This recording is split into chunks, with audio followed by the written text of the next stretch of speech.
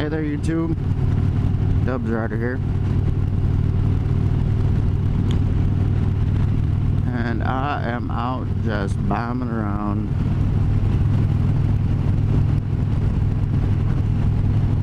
Spending some time with the old Harley here.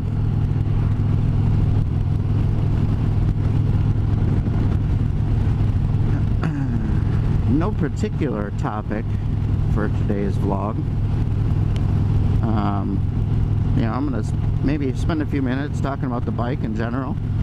Got a couple thousand miles on the bike now, and kind of giving my perspective for anybody that might be looking at picking up one of these. You know, I was doing quite a bit of searching online, especially I watch YouTube a lot, but I do a lot of research and stuff online too, and you know, sometimes you can't really dig through all the different forums and stuff, and I noticed that at least on YouTube and videos and stuff, there's not a lot of people doing vlogging on Harley touring bikes. It just really doesn't happen all that much. I found a guy touring Midwest. You know, I watch his channel quite a bit. I think his name is Drew. But touring Midwest is one of them. Sean Smoke, obviously, I've talked about him in the past. He's got a Street Glide, and that's about all I found from a touring perspective. Is really just a couple. Now there's definitely more out there than that. You know, and with YouTube's algorithms and stuff, there's, you know, sometimes I'll find somebody that'll just kind of pop up in my news or my channel suggestions before I start, you know, watching them. And I know there's got to be more out there. They're just they're not really front and center. You know, they're not really easy to find. And I don't know exactly why that is. You find a lot more vloggers on other different brand touring motorcycles than you do on Harleys. Maybe it's just not as popular of a thing to do on a Harley. But I figured I would just kind of give my thoughts. I had a couple weeks ago, I had watched a video on Touring Midwest channel. Oh, that reminds me, there is one. Giant Midget Moto is another one. He's got a Street Glide as well. So there is another one, and they'll probably pop into my head, but there's just not a ton out there. So as they pop into my head, the ADD will kick in here, and I'll throw them in the video. Maybe I'll put some links in the video below if you guys want to go check those channels out. But I was kind of watching Touring Midwest channel, and he kind of talked about you know, would he recommend his bike, and I think a lot of the parts that he kind of brought up in that video are definitely spot on. You know, I'm not going to belabor those again. If you want to go check out his video, he's already got it up. The search Touring Midwest. But I think that I'm just have the Road Glide Special. I don't have the Ultra. He's got the Road Glide Ultra. And I can definitely say from a comfort standpoint,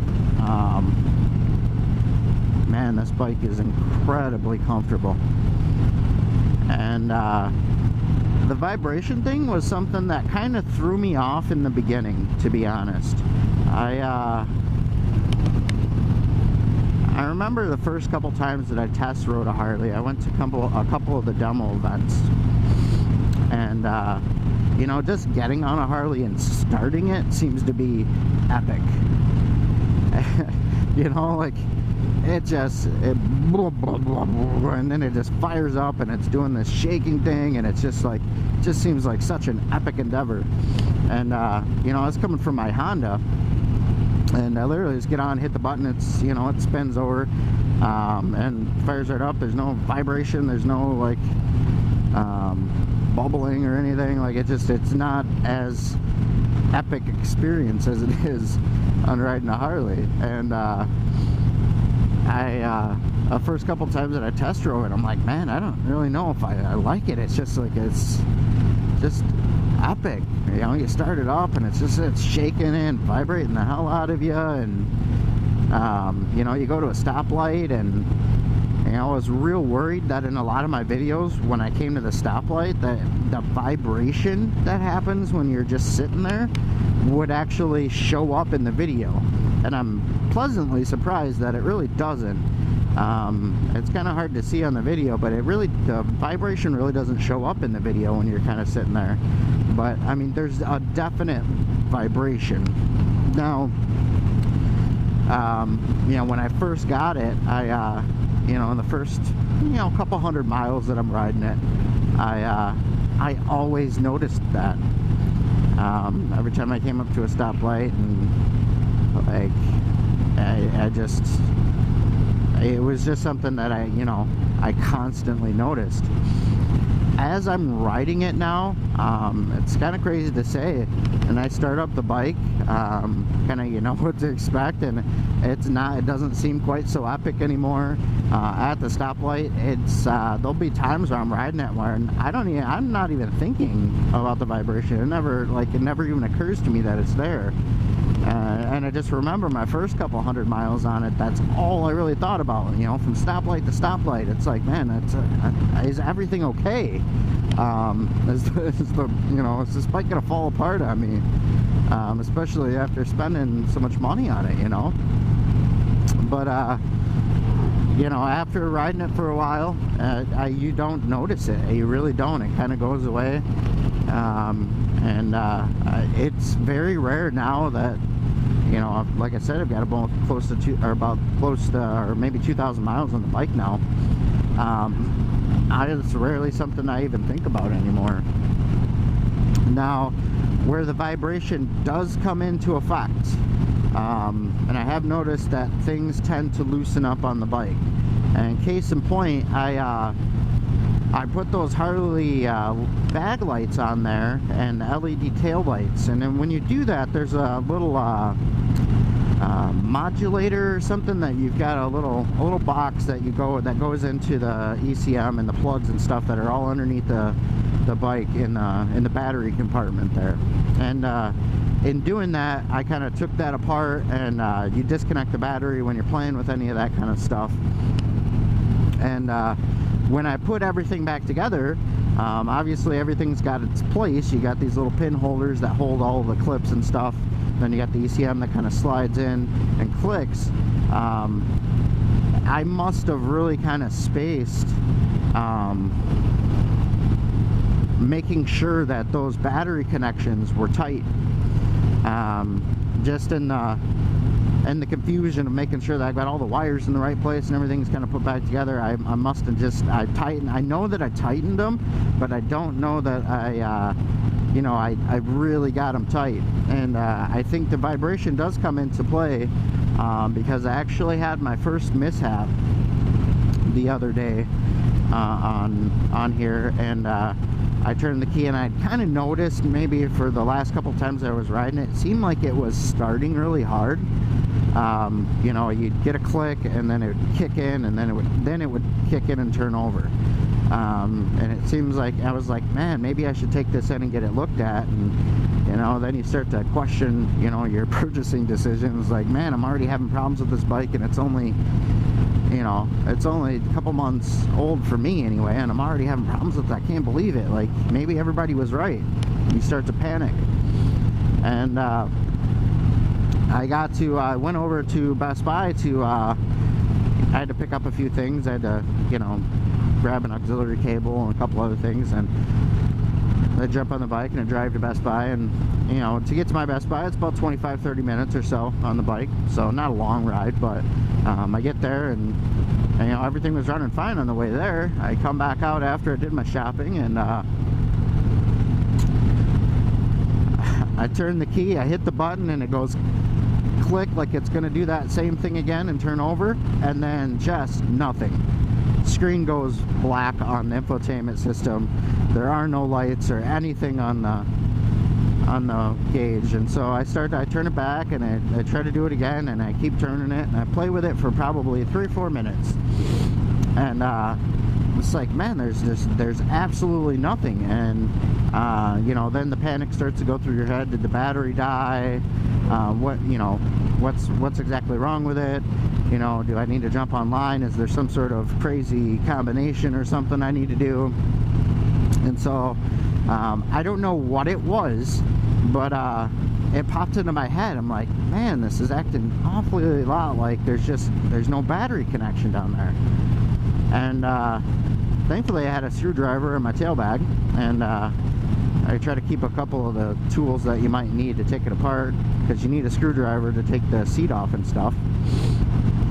And I strip it down, and sure enough, the negative connection is a little bit loose. You know, I can move the wire, and I tighten that one down, and I try to pull it up and get to that positive connection, and the positive connection is just kind of jiggling around there. And I'm like, oh, that would be your problem. Gotta be an idiot not to make sure that thing is tight. So had I been maybe riding my Honda, I probably never would have noticed that, because when you go to the stoplight, there's no vibration. But I tightened that down, and sure enough, turn key, wow, fires right back up, and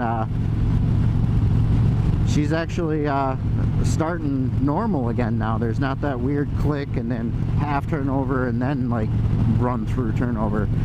It's actually, you hit the button and it starts the whole turnover process. And so the entire time I'm thinking that there's something wrong with the bike, and that I'm you know, maybe I made a bad decision in buying a Harley. It just comes to be my stupid endeavors and trying to do some mods to it that I just didn't tighten down the damn battery. So, oh man, I can tell you I felt incredibly relieved, but just something to kind of keep in mind if you're doing mods on your bike. Make sure everything is tight, and maybe check it every once in a while and make sure it's still tight.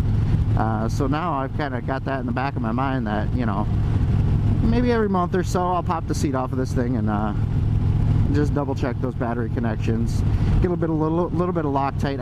I was kind of worried about using Loctite on a battery connection, because I was kind of worried that, you know, obviously it's something that I'm probably going to take out and store over the winter. And I know you can use blue Loctite and stuff, but I always worry that anything you put in there on a battery connection is going to cause more issues than it helps.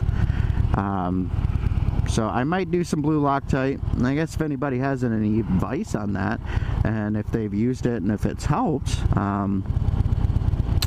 definitely let me know in the comments below. But as of right now, I think just, you know, once a month or so I'm gonna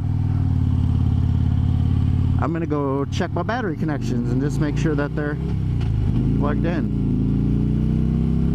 Man, she opens up. If it gets over 4, you could just hear that crazy exhaust sound. I don't know if I'm gonna put exhaust on here. I really don't. I love the sound of it right now, but I'm sure as I ride it more, I'm gonna want to do the whole exhaust and stuff to it. But I don't know. Enough babbling, guys. I won't keep boring you here with my babble. So until next time, guys, social media links are below. You can go check those out. Facebook, Twitter, Instagram, that sort of thing. And until next time, ride safe, guys. Peace.